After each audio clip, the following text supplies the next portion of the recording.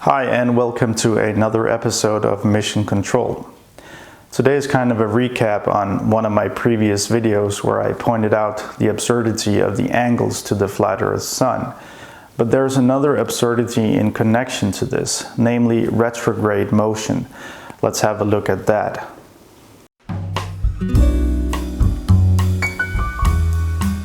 The idea of a circling sun is just wrong on so many levels.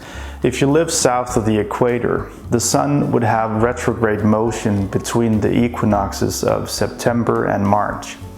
Here I've put an observer in the Falkland Islands.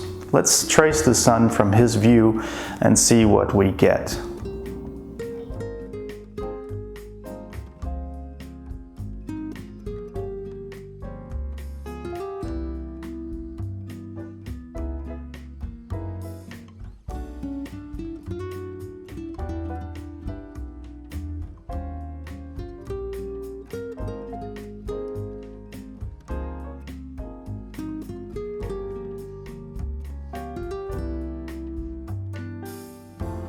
The first problem is, of course, that there is no reasonable explanation for why the sun is not visible at all times and only lights up half of the Earth.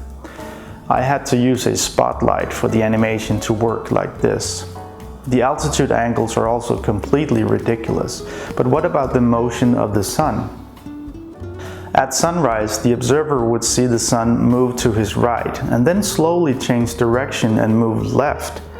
At sunset, the same thing would happen again, only opposite. Our observer would also notice that the rate of change in the azimuth is not 15 degrees per hour. Wouldn't you agree, Bob?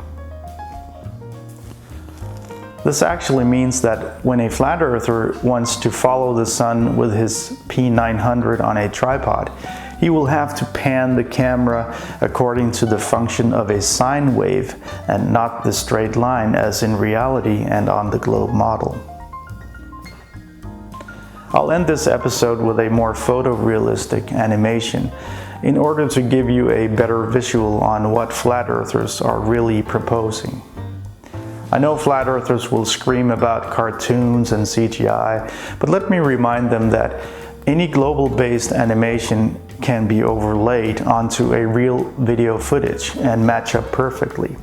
Computers just happen to be a superior tool to depict anything, and since flat earthers never propose any other way of conveying their model, I'll stick to this tool. Manual drawing is just so tedious and it doesn't change the result anyway. I believe this was another safe landing for the Globe team, so stay tuned for the next launch.